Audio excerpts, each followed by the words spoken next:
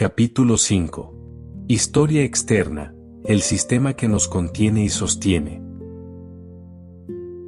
En casi todas las historias hay un antagonista, alguien contra quien luchar, algo que debe superarse. Pero en esta historia el antagonista no es realmente un enemigo. De hecho, sería imposible vivir sin él. Está en todas partes.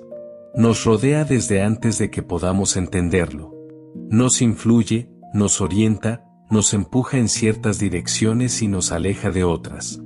Ese elemento es lo que aquí llamaremos historia externa. No es una persona ni una institución concreta.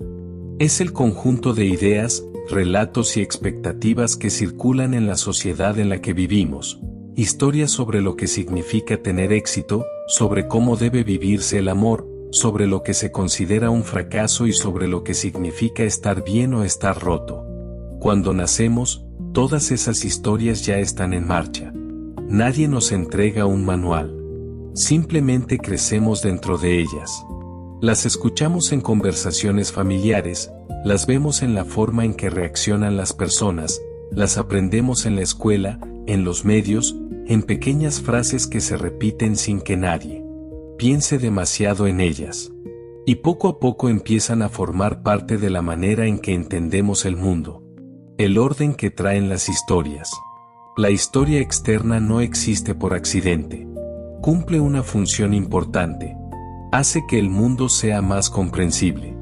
Gracias a esas historias compartidas podemos anticipar ciertas cosas, sabemos más o menos cómo comportarnos en situaciones sociales y qué se espera de nosotros en distintos momentos de la vida.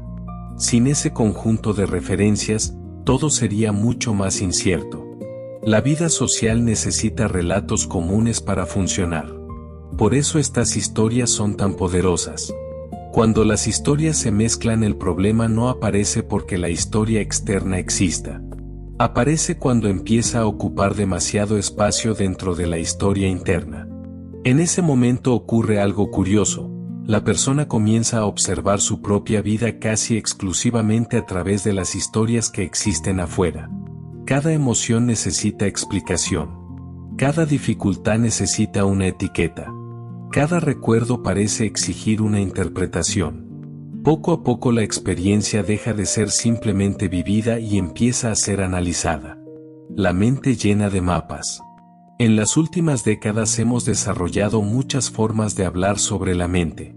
Eso ha sido valioso, nos ha permitido entender mejor el sufrimiento humano y nos ha dado nuevas maneras de acompañar a quienes lo necesitan.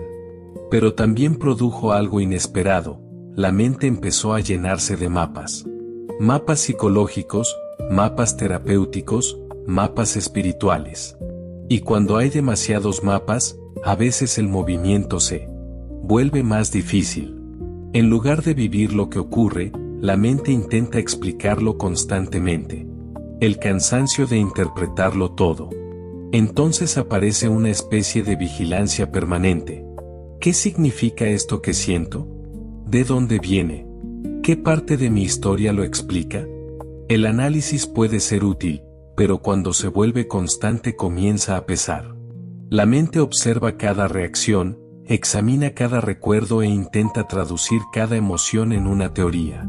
Y todo ese esfuerzo consume energía. A veces mucha. No es una lucha contra el mundo, nada de esto significa que la historia externa sea algo negativo. Sin ella la vida social sería casi imposible. Las normas culturales, las historias compartidas y los lenguajes comunes nos permiten convivir, organizarnos y entendernos. El punto no es eliminarlas. El punto es recordar que no son lo mismo que nuestra experiencia directa. La historia externa habla en términos generales.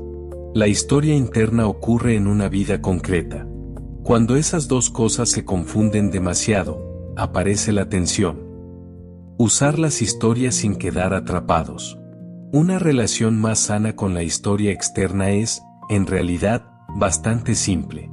No se trata de rechazarla, se trata de usarla sin convertirla en la única forma de mirar la vida.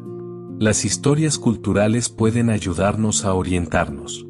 Pueden ofrecernos palabras cuando las necesitamos, pero no tienen que definir cada rincón de lo que sentimos o vivimos.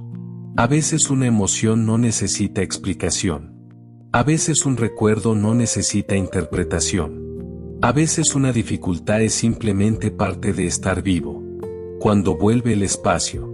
Cuando la historia externa deja de ocupar todo el espacio interior, algo cambia. La historia interna recupera movimiento. Las experiencias pueden existir sin transformarse inmediatamente en un problema que resolver o en un concepto que explicar. Las emociones aparecen, se mueven y a veces también se van. Las historias siguen ahí, pero pesan menos. El lugar de la historia externa. Dentro del modelo de este libro, la historia externa es una de las fuerzas que interactúan con la vida humana.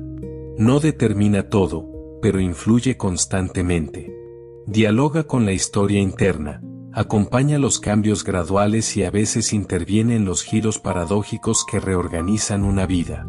Y por debajo de todas esas historias existe algo más silencioso. Algo que no depende de los relatos sociales, la huella primordial. Ese fondo inicial desde el cual cada vida comienza a organizarse, mucho antes de que aparezcan las historias que intentan explicarla.